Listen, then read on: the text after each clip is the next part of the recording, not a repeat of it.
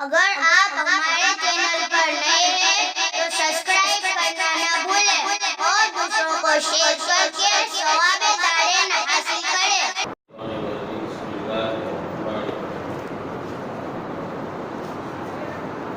إذا سألك عبادي عني فإني قريب أجيب دعوة الداع إذا دعان۔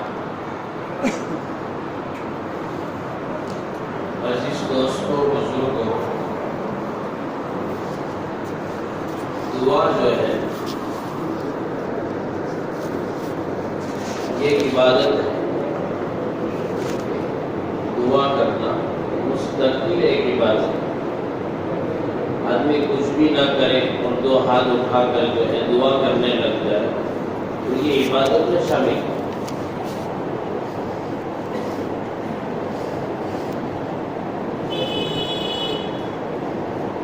ایک جگہ قرآن کریم میں تضرعا و خفیہ کے الفاظ ہیں کہ دعا عاجزی اور انکساری کے ساتھ ہوتی ہے۔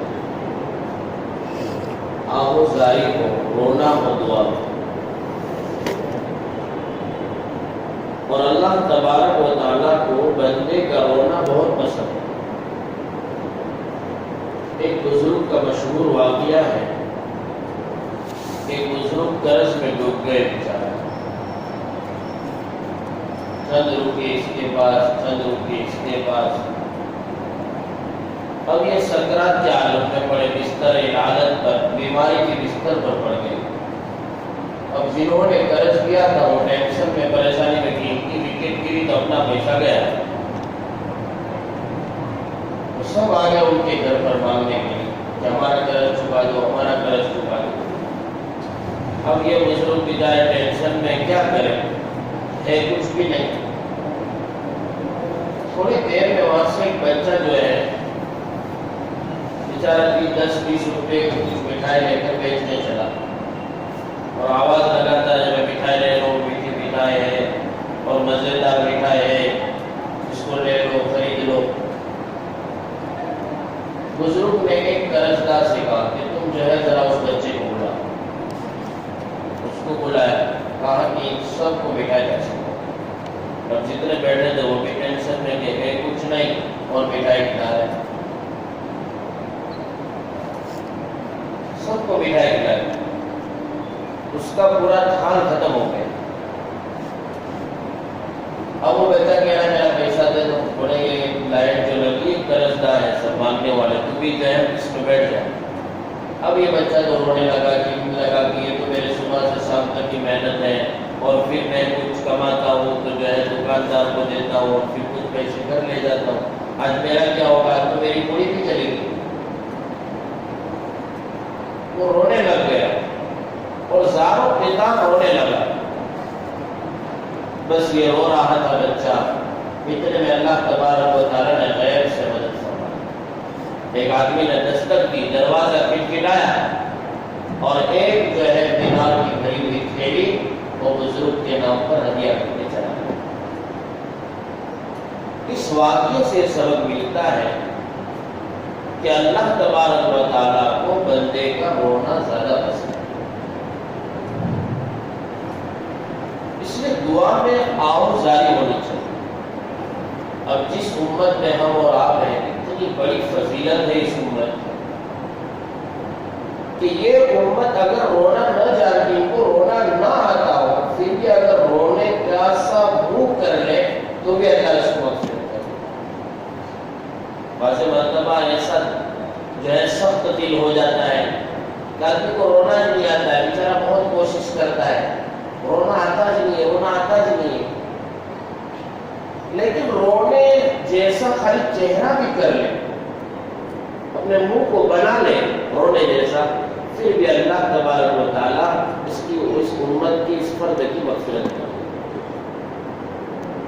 اتنی بڑی شان والی امت ہے۔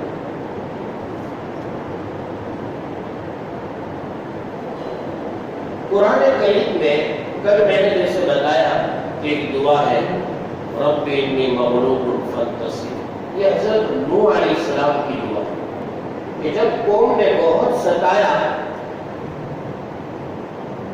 950 سال تک دعوت دیتے رہے، کوئی ایمان نہیں لایا تو پریشان ہو گئے ہر درجہ، تب جا کے آپ نے دعا کی کہ رب اب میں جو ہے اٹھا گیا ہوں، مغلوب ہو چکا ہوں، تو میری مدد کرو۔ تو یہ دعا بہت بڑی قیمتی دعا ہے۔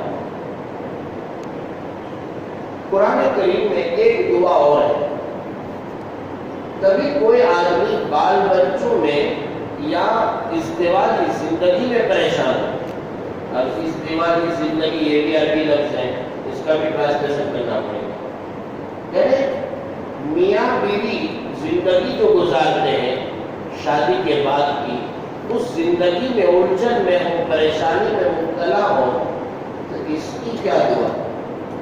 یہ بھی قرآن میں ربنا هب لنا من ازواجنا وذرياتنا قرة اعين واجعلنا للمتقين اماما، بہترین دعا۔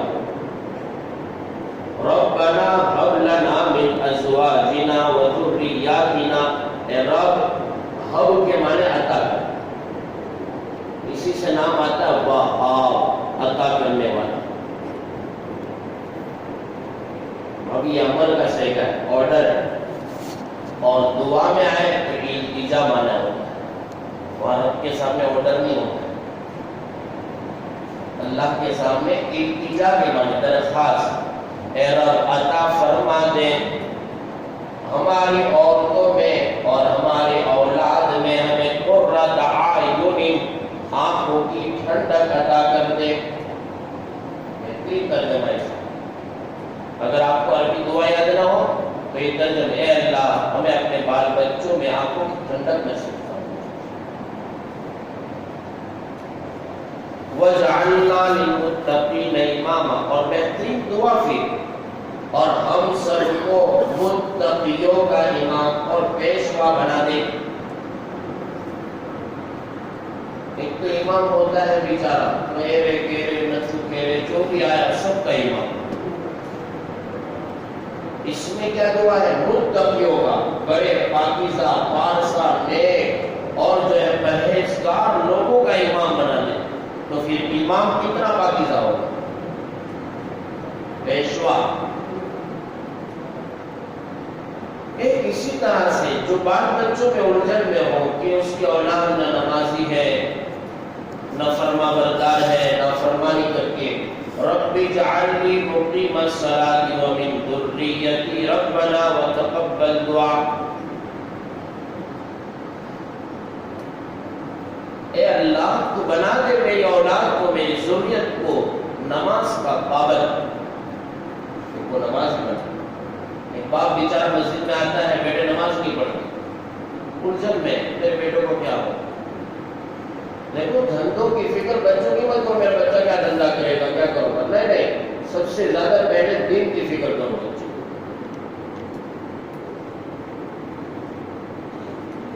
وہ ماں باپ غرض مند ہیں جو اپنے بیٹوں سے سہاروں کی امید رکھتے ہیں، یاد رکھو، یا میرا بیٹا ہو تو میرا سہارا بن جائے گا، بڑھاپے میں لاٹھی میری پکڑے گا، میرے کو ساتھ دے گا، یہ غرض مند ماں باپ ہے۔ ارے جس رب نے کوئی سہارا نہیں تھا بیٹے کا دنیا میں وجود بھی نہ تھا، وہ پالا اور پوسا ہے،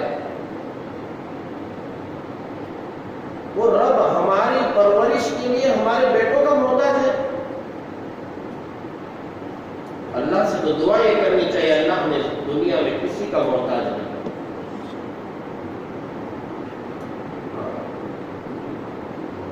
اولاد کے ہم محتاج بننا چاہے نہیں، اولاد سے امید یہ رکھو کہ یہ دین کا مسیحا بنے، یہ دین کا داعی بنے، یہ مبلغ اسلام بنے، یہ دین کا اسکالر بنے، یہ دین کی دعوت دینے والا بنے، یہ میری نسلوں کو جو ہے دین پر قائم رکھنے والا بنے، یہ امید اولاد سے رکھنی چاہیے۔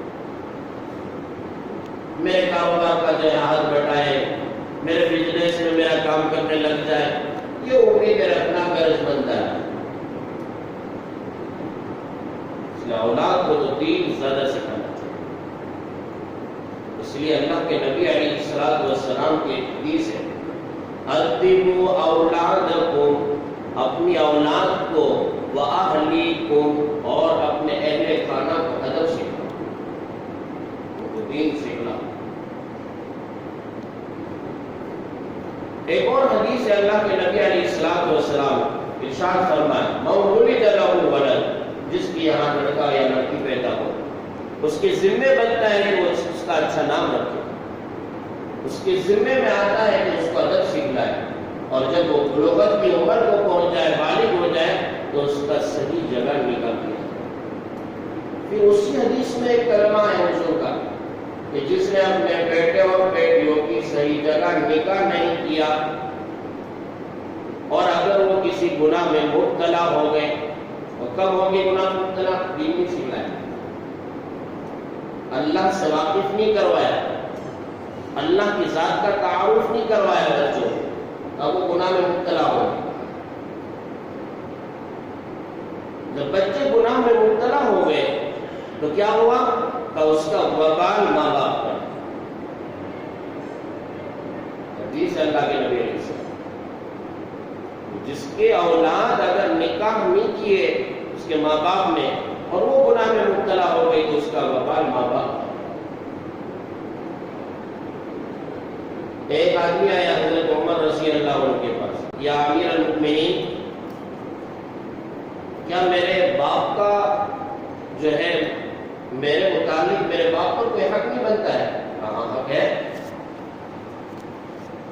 اور میرے باپ نے کوئی حق ہی نہیں ادا کیا ہے۔ بلا اس کا باپ کو بلایا کہ تمہارا بیٹا تمہاری شکایت کرتا ہے کہ تم نے کوئی حق نہیں ادا کیا، اور کیا کہوں نے میرا اچھا نام بھی رکھا، میری صحیح تربیت کی۔ حضرت عمر نے فرمایا کہ باپ کے ذمے بھی آتا ہے بچوں کی صحیح تربیت کرنا۔ بعض باپ جو ہے بس بچوں کی شکایت کرتے ہیں، میرا بچہ نافرمان ہے، میری مانتا نہیں ہے، میرے جو ہے کہنے پر جو ہے چلتا نہیں ہے، جو ہے میرے حکم پر چلتا نہیں۔ ارے تم نے بیٹوں کے ساتھ کیا کیا ہے وہ تو بتا۔ واقعیتاً اگر اولاد جو ہے نافرمان ہے اور تم نے حقوق ادا کیے تو یہ دعا ہے، ربنا هب لنا من ازواجنا وذرياتنا قرة اعين واجعلنا للمتقين۔ اور اگر آپ نے حق ادا نہیں کیے تو آپ کے ذمہ آتا ہے کہ ان کے حق پورے ادا کیے۔ قیامت کے دن اولاد بھی جو ہے کٹہرے میں ماں باپ کو کھڑا کیا، یہ میرے ماں باپ ہیں، انہوں نے میری صحیح تربیت نہیں، بہت ضروری بنتا ہے۔ تو یہ دعا کی جو ہے کچھ کڑیاں ہے، دعا خوب کرنی چاہیے۔ کرتے ہیں کہ نہیں آپ لوگ؟ شروع کیا ہے رمضان میں دعا کرنا، اور بھی دنوں میں کریں۔ سحری کے وقت میں زیادہ دعا کرنی چاہیے۔ آسمان دنیا پر رب اترتا ہے اور کہتا حل من مستغفر فاغفر لہ، ہے کوئی تم میں مغفرت کا طلبگار، میں اس کی مغفرت کر دوں۔ حل من مبتلا، ہے کوئی مصیبت زدہ آدمی کہ میں اس کی مصیبت کو دفع رفع کر دوں۔ لیکن پریشان رب آ کے جو ہے ہم سے کہہ رہا ہے کوئی ہے حل اللہ اللہ، اور کوئی ہے بار بار رب پوچھتا ہے۔ حل من مسترزق، ہے کوئی رزق کا طلبگار، روزی کے مسئلے میں پریشان ہے کوئی؟ ابھی ایک صاحب جو ہے اعلان کرتے ہیں ارے بھائی کسی کو ضرورت ہے پیسوں کی، تو پوری بھیڑ لگ جائے گی۔ جو ضرورت مند نہیں ہوں گے وہ بھی دروازے پہ کھڑے ہو جائے گا، ہمیں بھی دے دو یار، مال مل جائے تو کا تو کام بن جائے۔ اور رب کہہ رہا ہے آسمان دنیا پر آ کے، اور رمضان میں رب کی سخاوت کے دروازے اور زیادہ عام ہو، تو یہ زیادہ مانگنے لوٹنے اللہ کے سامنے التجا اور درخواست کرنے کا نہیں۔ اللہ تبارک و تعالیٰ سے دعا کرے کہ اللہ تعالیٰ ہمیں خوب مانگنے والا بنائے، اور صحیح انداز میں ادب کا لحاظ کرتے ہوئے اللہ تعالیٰ ہمیں مانگنے کی توفیق عنایت فرمائے۔ وآخر دعوانا الحمد للہ رب العالمین۔